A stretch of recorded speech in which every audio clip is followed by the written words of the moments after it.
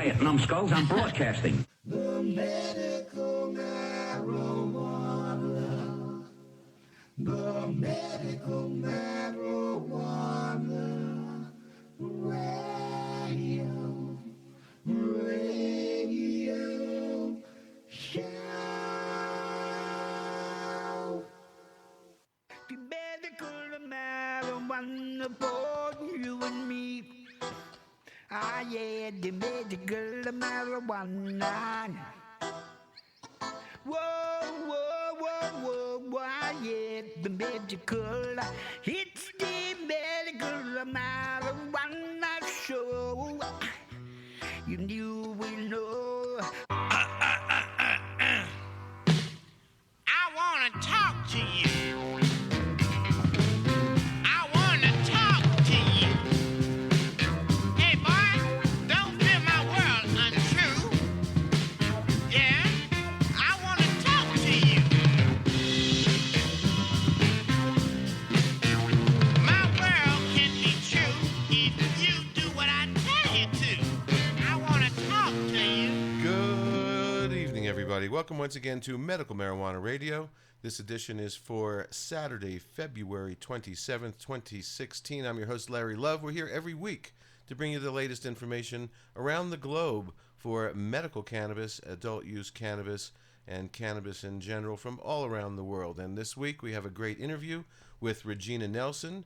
She is a theorist at large. She just put out her latest book on the endocannabinoid system. It's a companion guide. It's all about different conditions that cannabis can be used for and dosing, and it's a very interesting interview that we'll have later in the show. But first up, as always, I've got news for you. 1, 2, 3.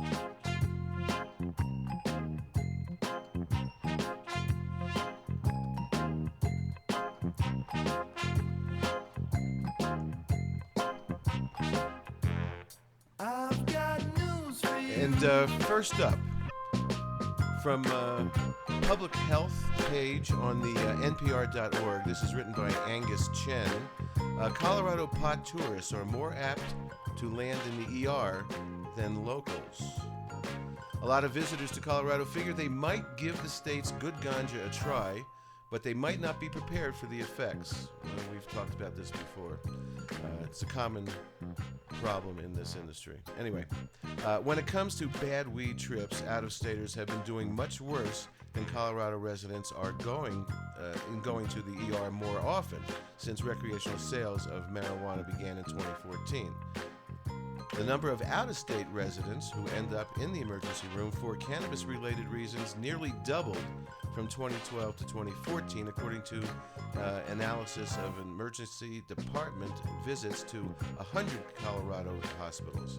By contrast, the number of Colorado residents visiting emergency rooms for cannabis increased about 40% in those 2 years, according to the study published in the New England Journal of Medicine last Wednesday.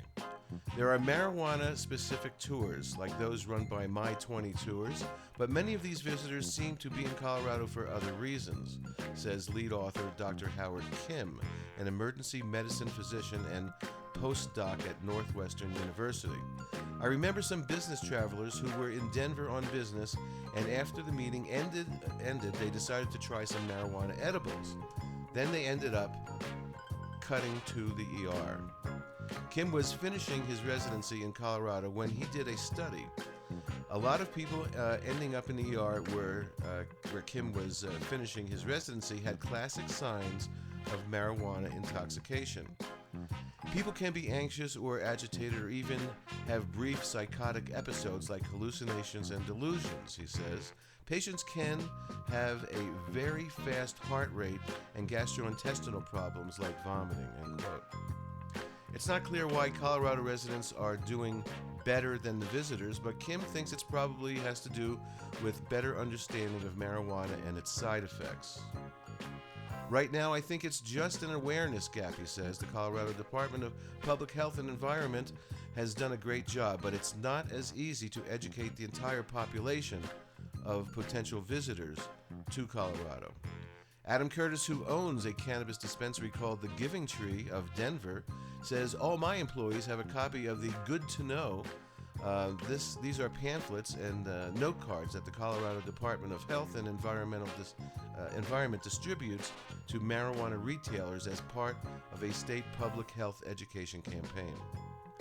He thinks that sellers have been doing a good job of educating the customers, and three retailers shots contacted, including the Giving Tree of Denver, all said that they provide literature from the Department of Health, including the Good to Know materials. That this was produced by their Department of Health there. Curtis advises first-time recreational users to take half the 10 milligram recommended dosage of THC. He speculates that people ending up in the ER are going above that dosage against the recommendations on the packaging or by the marijuana sellers. Part of the trouble is that some people consuming marijuana edibles might not realize it takes time to get high. They don't feel anything, and then they take another one, and when the effect finally kicks in, now they have the effect of multiple products. Kim says. It may also be that marijuana has become more potent, and some users may not realize that. Future bud tourists should be getting more help. In the past year, Colorado health officials are establishing responsible vendor programs that train the bud tenders or cannabis sellers to give reliable information about dosing and the side effects. Well, it's going to be a common problem forever, absolutely, because people just aren't knowledgeable. The strengths are very important to read. I know what strength I need in an edible. I also know that it takes me about 3 hours to feel anything from it. So be careful with edibles, new people and educated people, because I've even had reaction where I've taken too much just about a year ago. So just be careful out there, people. Next up, here in New Mexico, they awarded some licenses to new producers to open up dispensaries and grow marijuana. One of them went to a law enforcement officer, an ex-law enforcement officer who was highly against cannabis. He put out a Just Say No video back in the 80s, was just highly critical of marijuana for all these years and put a lot of people in jail. Well, a lot of people spoke up, and they're not liking the fact that he got, his name is Darren White, that he got a license. He also used to work for Governor Gary Johnson. And so he's trying to get out in front of the bad feelings and publicity. And here is this report, an interview that he did this week on TV. Well, he used to be a staunch opponent of marijuana. Now, former Bernalillo County Sheriff Darren White is helping produce pot. News 13's Alex Goldsmith sat down with him to find out why. Well, Dean, Darren White says he's become a true believer in medical marijuana and was wrong to oppose it. He's part of a flood of former law enforcement now getting into the industry. We change as a society. There may be no better example of that than Darren White. In the 90s, he sang this anti-drug slogan while working as an APD cop.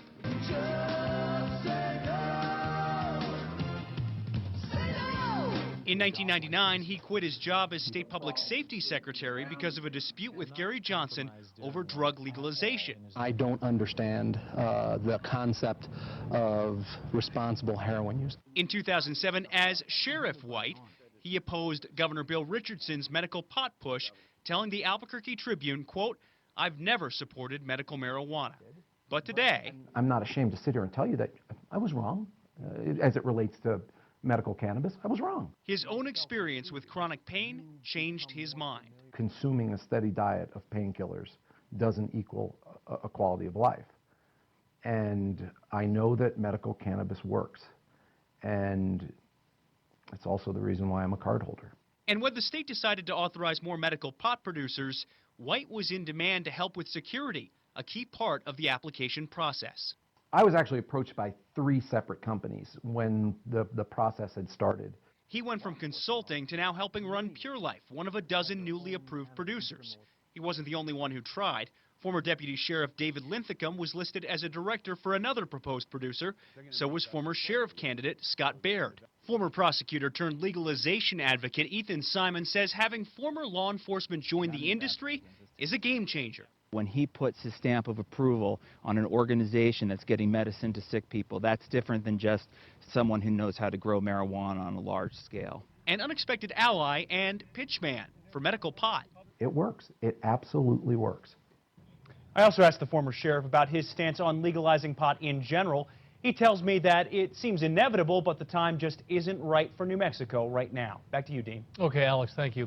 Next week, the state will start releasing information about the 35 medical pot producers in New Mexico. Now, that's always been kept a secret. There are more than 20,000 patients in the state's program.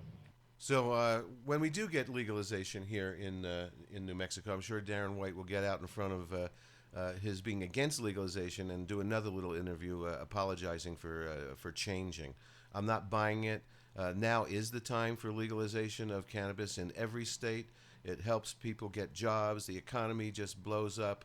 It's taxation that will help education. We have one of the worst educated states in America, and we could use these funds. Unfortunately, a couple of Democrats voted the wrong way last week, a couple of weeks ago, and they're not going to have it on the 2016 ballot. They should have let the people decide.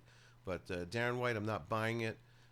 If you really knew and understood what this plant was, you say you're using it for medicinal purposes and it helps you, then you would know that it is no problem with recreational and adult responsible use of cannabis. You still want to put people in jail because they're using recreational cannabis? Shame on you, Darren White. Can't wait for you to open up, and I can't wait to see what your products are like. Not buying it, Mr. White, but you're welcome to come on this show anytime, and let's have a talk about it. Now, also here in New Mexico, another travesty. Despite a judge's orders, a man with a medical marijuana card had his pot plants taken and destroyed, and he is suing law enforcement. Here's this report, and I'm pissed off. A Bernalillo County man relies on medical marijuana to treat Sorry about several that. problems. He says it helps his post-traumatic stress disorder and relieves his intense back pain. But while he was serving a 30-day sentence on an ankle monitor, he says corrections officials destroyed his precious pot plants. Now he's suing. Felipe Ortega owns the fact that he was convicted of a DWI back in 2014. But he says during his sentencing, Judge Zamora specified that Ortega could continue to grow and use his medical marijuana during his 30 days on a GPS monitor. He's got the documents to prove it. The judge's order clearly states he's allowed to use marijuana if he has a valid medical marijuana card. Well, here they are. I thought we were all going to do what was said by the judge. But the day he started his 30-day sentence, he says officers with the Community Custody Program came to his home and found his pot plants. They came in, filmed it, and pulled all the plants out, took everything that I had, and, evidently destroyed it. They didn't follow the law as far as I'm concerned. He says they didn't care about his documents showing the judge's order, and they continued regular check-ins to make sure the pot wasn't back. They were there on a constant basis, harassing me, trying to see, we're smelling it, or what you got here, what you got there. Ortega's attorney, Jason Marks, says they couldn't get him any relief during his 30-day sentence. So Ortega started using prescription pills and getting injections in his back for the pain. Now, more than a year later, they're slapping Bernalillo County and the county jail with a lawsuit. Get out of the dark ages. Medical cannabis is real medicine, and the law protects patients like Felipe and his wife to use it lawfully. Ortega says he still has not been able to get new marijuana plants to grow, and the ones that were destroyed are almost 5 feet tall. And the county told us today they have not been served this lawsuit yet. They had no comment. We'll keep you posted on that. I'm sure that he will prevail in that particular law case because the judge said he could have his plants and have his medicine. So he had to go back on opioids. You know, why get off of opioids and then, because of the government stance, have to go back on these terrible drugs? Well, here's a national story. Senator Elizabeth Warren says that medical marijuana is needed to tackle the opioid epidemic. Elizabeth Warren, maybe our future vice president or president someday. Another option to tackle the opioid crisis is to invest in more research on alternative pain therapies, including physical therapy and new drugs that don't have abuse potential. Medical marijuana might also be a viable alternative, but the truth is we just don't know. 23 states have enacted laws permitting the use of marijuana for medicinal purposes, which means it is being prescribed for pain right now, today. But serious research on the potential benefits and drawbacks of medical marijuana is largely blocked by outdated federal laws and policies. I have sent multiple letters to HHS, to DEA, to ONDCP, asking that they reduce these barriers, but so far, these agencies have taken virtually no action to expand research opportunities. I also recently asked the CDC to step up with more information about how legalized medical marijuana might specifically impact the opioid epidemic. Dr. Diaz, if I could just ask you very quickly, could you just explain how we could benefit from better research on the health effects of medical marijuana? So that's a great question, and thank you, Senator. The real answer is that we don't know. So the medical marijuana states, Maine is one of them, have allowed the use because there are gaps in what we can provide already in the current armamentarium. The opiate epidemic has shown that there is no free lunch, that every medication has a toxic side effect depending on the dose, and that we've well identified that opiates meet the criteria for being very dangerous. Marijuana is not without its side effects. We all know that. I don't use medical marijuana, so I can say this without having bias. But we don't know whether or not that would be a better alternative for many conditions, including that of chronic pain. So I think all research, whether it be acupuncture, acupressure, other modalities and or medications that perhaps have less serious side effects should be investigated so we have a good answer. Right now, the critical evidence on this is unknown. Thank you, Dr. Diaz, and I'm out of time, but if I could ask you just very quickly, Dr. Mackey, do you agree with this? Short answer is yes. I would take it just one step further and say, I'm speaking here personally, that on behalf of several professional medical associations, we have called multiple times for the FDA rescheduling to Schedule 2. Right now with the Schedule 1 of it, it makes it very challenging to research marijuana. Some colleagues up the road at UCSF did one several years ago.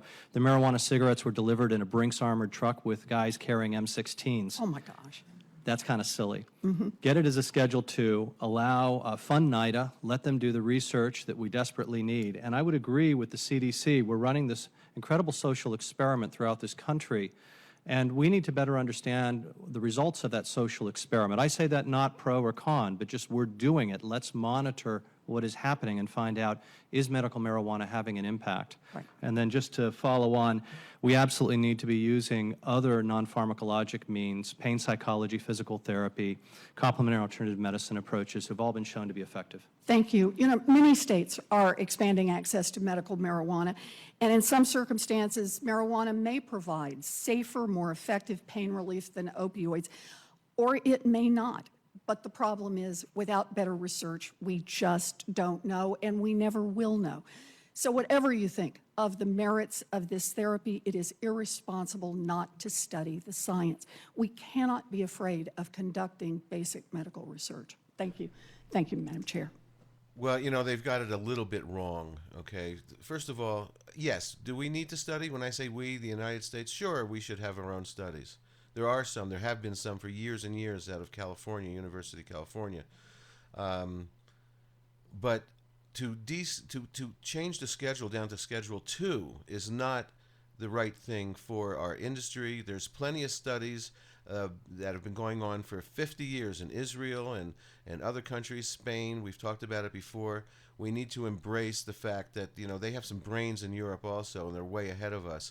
We do need studies, but we need to rely on the studies that are out there now that are so positive. We need to save the lives of cancer patients that are dying needlessly because they don't know about the fact that cannabis kills cancer cells and shrinks tumors. They've got it a bit wrong. So let's hope that they'll get it right and deschedule it, throw it totally off the schedule. But it's got to happen soon, and I hope that President Obama will do it before he leaves office and not leave it to whoever is in next. Pennsylvania's been having a terrible time trying to pass their medical cannabis law and allow people to use cannabis. So here's a Pennsylvania cancer patient who is illegally healing himself, and he identifies himself and speaks to the public. Of course, it's illegal in this state, so we found out how to make it, and we make our own, and it's turned my life around.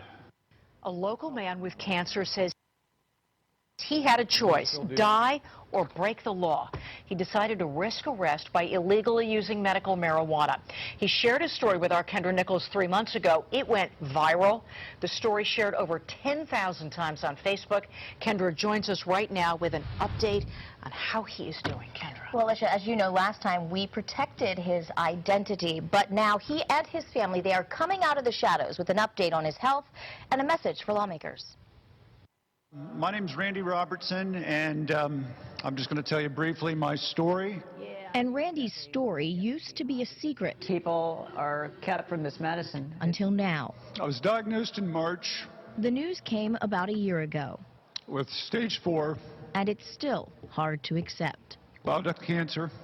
Doctors gave him less than a year to live. I decided 2% chance to live wasn't good enough for me. So he decided to fight. Hi, Mom. Hi. Today is an exciting day. I'm getting a CT scan, and that's going to tell us where our prognosis is. For 5 months, 56-year-old Randy has been using medical marijuana and chemo to battle bile duct cancer, which spread to his lungs and liver. Our last scan was fantastic, which is unheard of almost, I guess, in this particular disease, but all the cancer that was in my lungs was gone, it resolved, and all the tumors in my liver had shrank. But what will this scan show? Has the cancer come back? I'm able to accept whatever it is, but I'm positive. A few days later, the results are in. The doctor allowed the family to record the results, but asked us to hide his identity. The CAT scan looks great. Yes. Okay. No, that's good. There are no nodules in the lung. And right now there's just a couple tiny sub-centimeter lesions up here in the liver. The rest of the liver looks great. Wow. Okay. There was no denying at that point then, you know, that this was not normal and this was not just the chemotherapy. Was this the key to Randy's success? A medical marijuana oil made in his kitchen. An oil that he says allowed him to stop taking pharmaceuticals. Well, I'm convinced that I wouldn't be here without it. It's true. It works. It's a medicine. And the chemotherapy was extremely difficult to get through, and the cannabis really made that a lot more tolerable. If you can't eat, you can't heal. If you can't sleep, you can't heal. If you are loaded down with pharmaceutical medications that are designed to shut your system down, and that's what they do. Marijuana does not do that. The National Cancer Institute is a federal government agency. On its website, it lists cannabis or marijuana as a Schedule I drug with no currently accepted medical use. The same website also cites animal studies where cannabis has been shown to slow or stop tumor growth, make chemotherapy more effective, and increase cancer cell death without harming normal cells. I can't figure out why our government would say on one thing, hey, look at all the uses cannabis has, and on another hand, that it's a Schedule I drug and has no medical value. That is wrong, It needs to be changed. Which is why this family is sharing their story. Randy's daughters posted this video on Facebook. Our dad, Randy Robertson, had stage 4 cholangiocarcinoma and was given 9 to 11 months to live. I don't want someone to lose their dad or their child or a family member or loved one, because almost having that happen to me is a pain that I would never wish on somebody else. I stopped taking the poison. I stopped taking the morphine, the oxycodone, the Zofran, Regulin. And they are sharing their story at the Capitol. I didn't stop taking it because I wanted to. I stopped taking it because I didn't need it. You know, just like we could have gone to jail. I mean, when we were actually using it, I mean, we were in jeopardy. But we had such amazing results that we had to step out. They are asking lawmakers to vote on Senate Bill 3, which would legalize medical marijuana in Pennsylvania. I'm not asking them to all vote yes. I'm asking them to vote. We can live with the outcome. All the cancer in my liver, all the tumors are resolved. He's living proof, and there's not the only one. There's something to this. You see my before and my after on my poster? I'm here to tell you my story. I'm telling you it works. That's it, you know.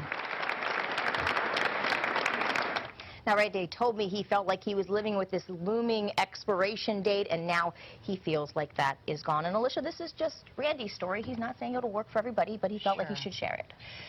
What is the best argument? You've covered this so well for so long. What's the best argument you've heard against this? Those who are against it, I would say, feel that there needs to be more research. Now, because it's a Schedule I drug here in the United States, we can't really do the trials and the research that we need to do to show if this has any medical benefit. And I think that's the biggest argument. There needs to be more research. But that catch-22, they're not allowed to do the research. Right, and that's why they're saying we need to get it off that Schedule I status. Gotcha. So is he high when he takes this?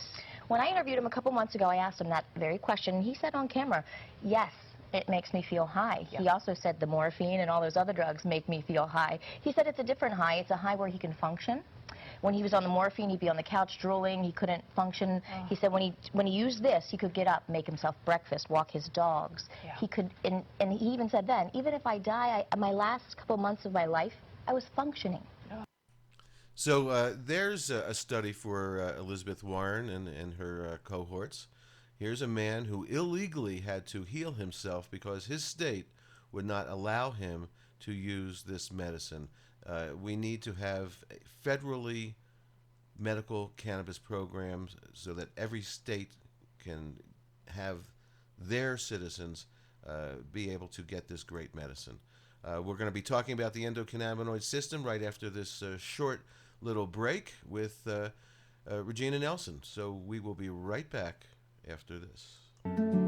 It's all about the 420 MMJ Radio.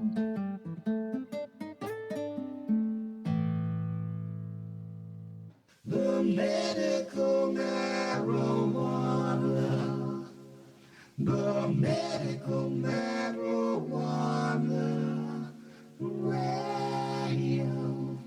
Radio Show. And we're back. And online, I'm very happy to have once again Regina Nelson, who is an author, a student, a CEO, a medical cannabis consultant, and a student of the earth and of cannabis. Welcome once again, Regina. Nice to have you back. Thank you, Larry. Thanks for having me. I always appreciate. So you've recently published your companion guide, the ECS Therapy Companion Guide. So that's the Endocannabinoid System Therapy Companion Guide. How long did it take you to write this? I mean, breaking news comes out every day about the endocannabinoid system, so you're sort of right on the wave. Tell me about how you got to writing this book. Oh, wow. Well, you know, you met me in 2012 when I moved to New Mexico and became a patient. And the thing was, I was looking for this book then. I needed a reference source, something where I could find out why this was important, how to use this, how to dose this, and would it help me for the conditions that I was suffering. And I couldn't find it. Instead, I've spent the last 5 years on PubMed and Googling things, you know, just like you, going and trying to hit all the news feeds and gather information. I've been privileged because I am a doctoral candidate now, that on my journey, I began applying to the International Cannabinoid Research Society to present at their symposiums, and just so I could go and learn from the scientists. And, you know, I picked up a lot of information. They broke a lot of the science down for me so that, you know, I could really understand it. I'm not a medical doctor. I'm a PhD student, but not in that kind of stuff. And so, you know, I've really gotten to know the endocannabinoid system well. So we've launched a nonprofit, my partner Mark Patterson and I, called the ECS Therapy Center, the Endocannabinoid Therapy Center. And we figure that's a learning curve for most people. Most people don't understand every human being has this endocannabinoid system. Sure. So the book Let's define first the endocannabinoid system. I think, you know, people hear, you know, there's an endocannabinoid system in our bodies, but when was it discovered? Because, you know, maybe 5-6 years ago, I never heard of it. So who discovered this, and what is in our bodies that is that the endocannabinoid system? What is it exactly, so people can understand that? Well, you know, it was a team in 1988 that discovered the endocannabinoid system that was led by Raphael Mechoulam out of Israel. He's the scientist who isolated THC in 1964. He's been at the University of Jerusalem, really studying cannabinoids, well, since the 1960s, being funded by the U.S. government. And yet we don't get a lot of information from him or from them, no, well, until the more recent years. But then they were looking to see how THC affected the body. And what they found in 1988 was that THC affected a receptor system. And they started to dig into what was that receptor system. In the early 1990s, they found 2 chemical compounds that we make endogenously within our own bodies. One is anandamide, and ananda is the Sanskrit word for bliss, and amide is chemical. So chemical bliss, and it's because when they found anandamide, what they found was the body's internal THC. They found out that the THC that we use in cannabis acts exactly as the anandamide we make in our body. And then they found a secondary and larger, for like in body, having it within our body, cannabinoid called 2AG. Within this receptor system, we have 2 types of receptors, CB1 and CB2. CB1 are more focused towards our nervous system, and CB2 are more our immune system. But we can have both receptors anywhere in our body. And we tend to see a proliferation of those type of receptors where we've had trauma or damage or injury, or if we have sickness, like a cancer tumor. There have been studies where they dissected the tissue around a prostate tumor and found just a huge proliferation of these types of receptors. And what that tells scientists, if that cannabinoid system was working well, it would be helping address that issue. Because what they found is the underlying purpose of the endocannabinoid system is balance within the body, whether it be hormonal, pituitary, thyroid, adrenal. It's a primary endocrine system. So First, so it's important to all of us. So let me jump in and ask you this. Okay, so you say we have these receptors. Are they, and they're throughout the body, but are they in certain areas? Do they move? Are they affixed to certain areas of the body? How many do we have? Do we know this? We don't know a lot of those things. What we do know is that both anandamide and THC activate this receptor system, and they can help us develop new receptors. So we have receptors, this is at a cellular level. We always have, balance. We bring things in and things go out kind of all the time. How does all that work? Well, we don't fully understand that. Scientists are befuddled by the endocannabinoid system for a lot of reasons. Because it's synergistic with the body. It changes over time. What happens when you use THC one time, from like a brain signaling perspective, may not be at all what happens the next time. Usually when they give you a pharmaceutical like a beta blocker, they know exactly what it does. It blocks those beta signals. Well, cannabis might sometimes block the beta signals, and other times it may increase them because it's working synergistically with your body. So they can't tag it as having singular purpose because it has multi-purpose throughout the body. We know that cannabis breaks the blood-brain barrier very fast because we get high very fast when we use it. But the thing is, it's because it's a fat. And so this is a fat messenger going through our body. Many of the brain messages that we send, no matter what they are, whether they're nervous system related or immunology related, they're affected by fat messengers. And so, as we look at this and understand that this endocannabinoid system is probably our primary endocrine system, well, then it has a lot of authority over the body establishing balance. And sickness is nothing but the body out of balance.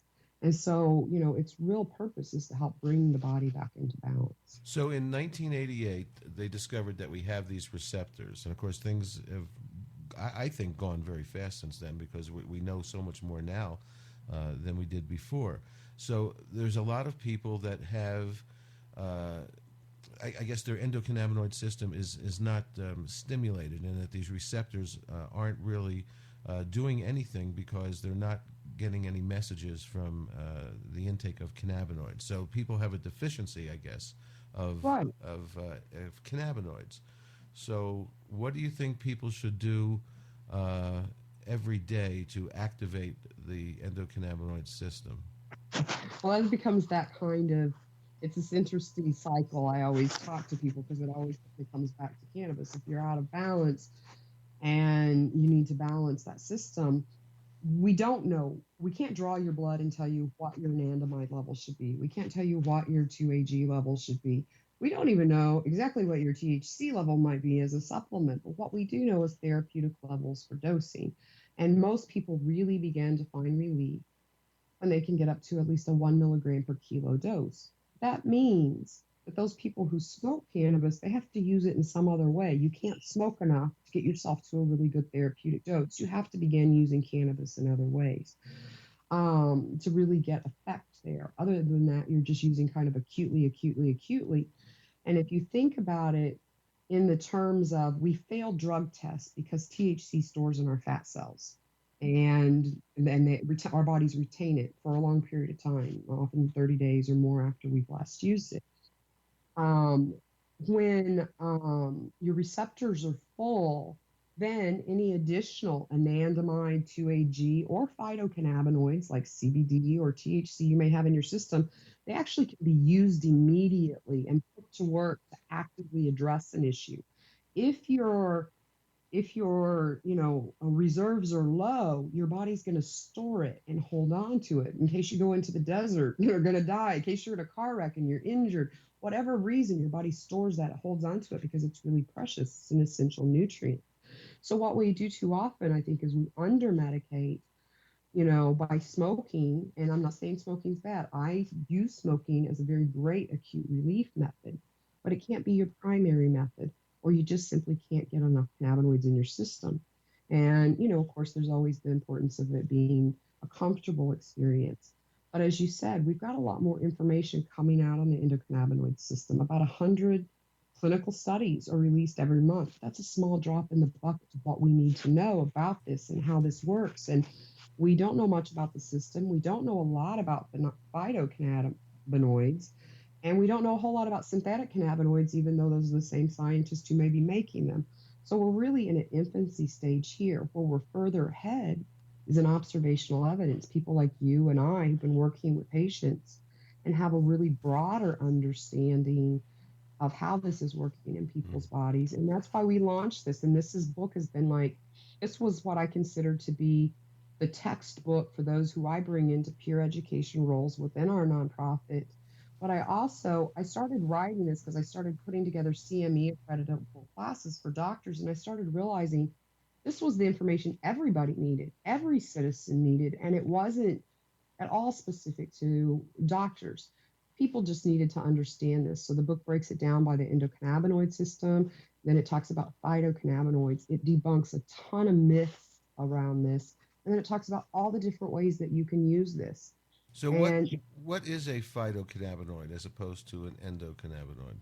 It is a cannabinoid that is made by the cannabis sativa plant. We see some of the phytocannabinoids in some other places too. CBD can be found in some different flowers and other things in very, very low quantities. But even THC can be found elsewhere in nature. There's only one cannabinoid, and that would be CBG, that cannot be found anywhere else besides in the cannabis sativa plant. And so I think we're going to find out a lot more about phytocannabinoids over the next few decades because truthfully, over the last, 30, 40 years, all of our research on phytocannabinoids has focused on THC. And it's primarily not focused on its medicinal properties or effects, but its propensity towards substance abuse. So And so we have to relook at this through a different lens. So your book, the ECS Therapy Companion Guide, is now published and available as we speak.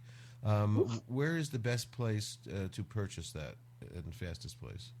Well, to support our nonprofit organization, you can go to our website, myecstherapy.org, and you can purchase it. And my first book, Theorist at Large, which we've spoken about in the past, on there. Well, I'll sign them and send them direct to you. So if you want a signed copy, you go to myecstherapy.org, and we'll help you out.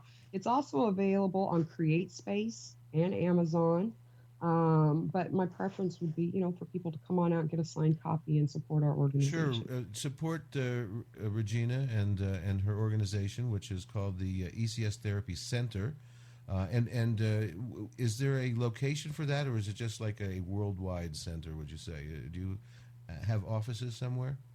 We currently do. We're actually in the process of opening a number of offices. We have an office open in Peoria, Illinois. We'll be opening a community center and office in Colorado Springs in April.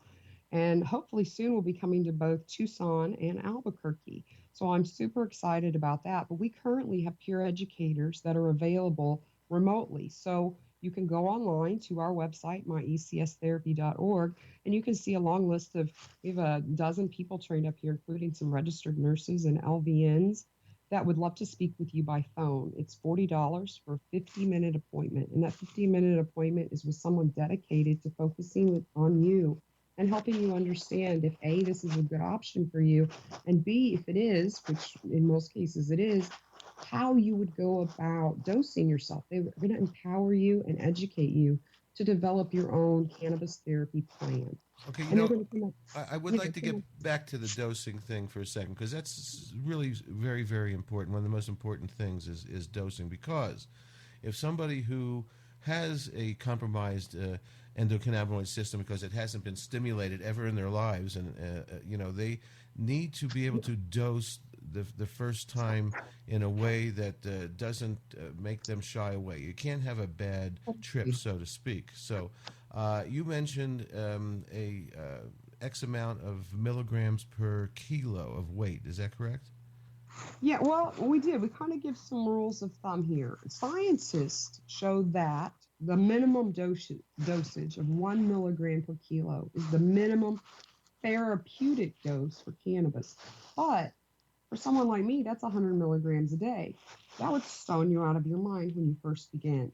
So what we suggest to people is that they start with no more than a 5 to 10 milligrams per dose. They start trying, dosing 4 times a day. We're looking at having, a longer term effect and getting consistency and starting to build that up. And that they target increasing their dosage slowly as they tolerate it until they reach that 1 milligram per kilo. Once they get there, we ask them to maintain that and see how they feel for a period of time. Because the truth is, Larry, from an observational standpoint, I think at least half of all patients, that's all they need to get to. And they find huge amounts of relief. They come off of tons of opiates and narcotics. They reduce that prescription intake and, they just feel better. For many people, though, that have severe pain issues, they may need to target up to 5 milligrams per kilo. That's where animal studies show people with chronic pain find the most relief. And what I see is when we can get people there, all of a sudden, they're off of almost all of their pharmaceuticals, and their quality of life is significantly better. That is certainly a great side effect. And those who have cancer, we've always had this rule of thumb, and within this, that you go to that gram a day, 1,000 milligrams a day. Well, now it makes a lot of sense to me, because animal studies that focus on cancer, they show that between 10 milligrams per kilo and 20 milligrams per kilo, well, that's where you get that cancer remission. Well, for 1,000 milligrams for most people, that's at least 10 milligrams per kilo. And for some people, it's 20. For somebody who's very large, they may need more than that to try to get to those levels. So this gives you more of an aimed target, to go to so that you can slowly take your time and gradually shift and move yourself there. And if you're having trouble with the euphoria or you're scared of the euphoria, which many people are that haven't experienced it, you can take a choline supplement, except for with a few conditions like brain cancer, where it will help mitigate that euphoria and help you really tolerate this better. So there's a whole lot of tips and tricks in this book, and it's really meant so that if you were chronically ill like I was and living pretty much in isolation, meaning you didn't have the energy to get out and go hunt this information down, you could get on Amazon and order this book and have a good, thorough understanding of why this is important, how to use this, and would it be beneficial for you. From what I'm getting in reviews, it's given people hope. Mm-hmm. And I think, that's what is incredibly important to me is people understanding there is hope here. It's not a cure-all. It's not a magic bullet. But with consistent use over time, I see people's lives, their quality of life improve so tremendously. Have you done like work with specific ailments? Let's say Alzheimer's, cognitive impairment. Do you have any dosage information on what people should be taking for something like that? I know that they say low doses of THC seems to work for Alzheimer's patients. Yes, and that is in the book as well. Actually, the final chapter of the book before you go into, and you can build your own therapy plan by using this book, and that's the final piece of it. But I have a chapter in it that includes nearly 100 conditions and what your targets are so that you understand how that you're going to be using this for hepatitis C versus nausea and vomiting versus Alzheimer's versus, chronic pain or cancer. All of these things are different. Many of them have the same targets and goals, but understanding specifically that there are many ways you can use it. I believe in layering the effects of cannabis, meaning it's certainly not enough to just smoke cannabis. Edibles are a great addition to that, but so are topical products. And so for many people, it's about using cannabis in a variety of ways that are all very low dose, but when combined, work very well for the condition that they're suffering from. How is the book available? Is it available paperback, and is it available like electronically on Kindle or other reading devices? It is available on Kindle, and it is available in soft cover. It's $40, retail. And again, if you go to our website, you can order it for, I believe, $47 with shipping for a signed edition. Fantastic. And then again, it is available for Kindle, and how much is that? I believe $7.99. That's fantastic. That's such an easy way to get it right away, and to read it, and of course to save paper. But if you would like the hard copy, which is nice to have around, you can again go to Regina's website. You can also go to Amazon. Give out your website addresses again, please, for where they can get the signed copy. Yeah, absolutely. It's myECStherapy.org. MyECS, that's endocannabinoid system therapy.org.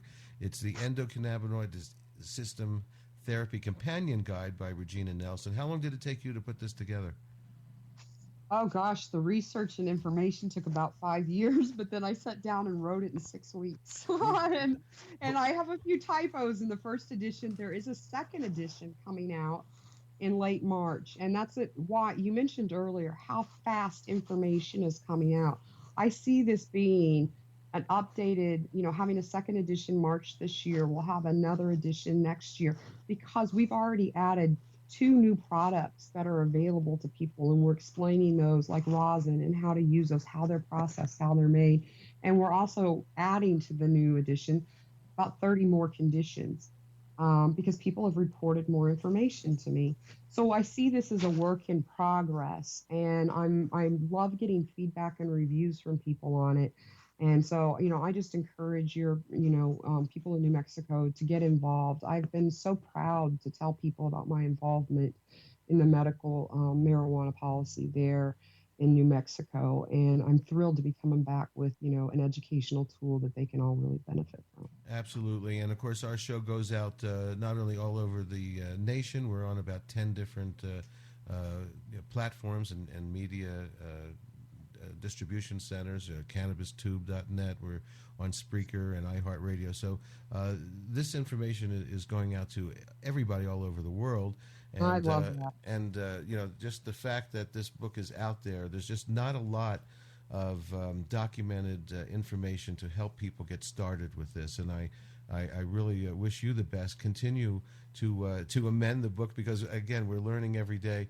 And Regina Nelson, the ECS Therapy Companion Guide, check it out. She has a Facebook page also that you can get information from, Regina Nelson, and check it out. And again, thank you for your hard work. I look forward to seeing you when you come to New Mexico. And people, get out there and get this guide. I think it's very important. I know that there's a lot of people that are taking cannabis in low doses prophylactically, like vitamins, and I think that this is going to be something that's going to make a lot of us healthy. Is there any final message you'd like to get out that we didn't cover? We covered so much in such a short time. Just that I really appreciate you, Larry. I appreciate the hard work that you've done as well, and your dedication to educating people in this arena. You're right. It's really important for people to understand. We see miracles every day. And because of that, I think our passion continues to really drive us.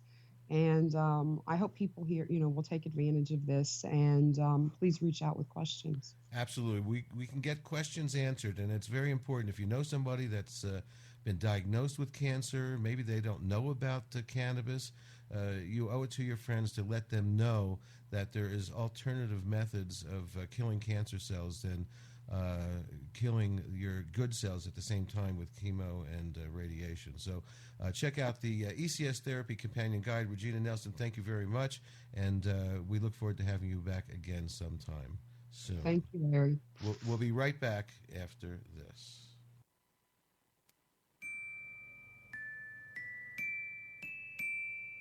Walking the night as I'm making my frights go to sleep. Now I can see the moonlight on my feet. Go where the sounds better than words, where the echo speaks. I go where people sing their little souls like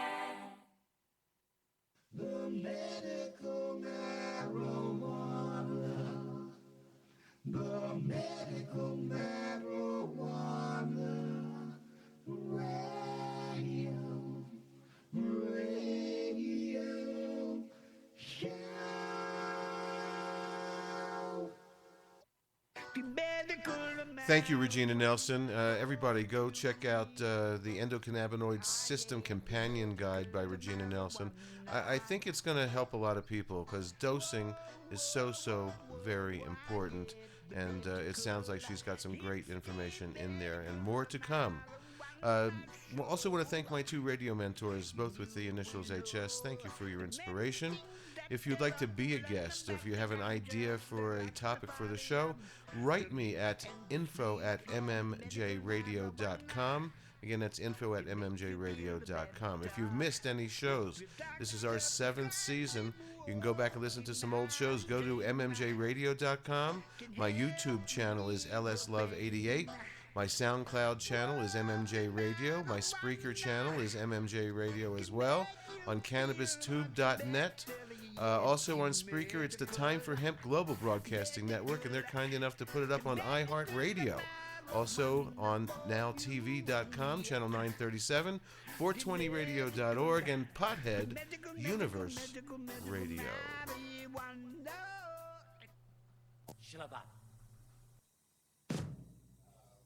Shalom.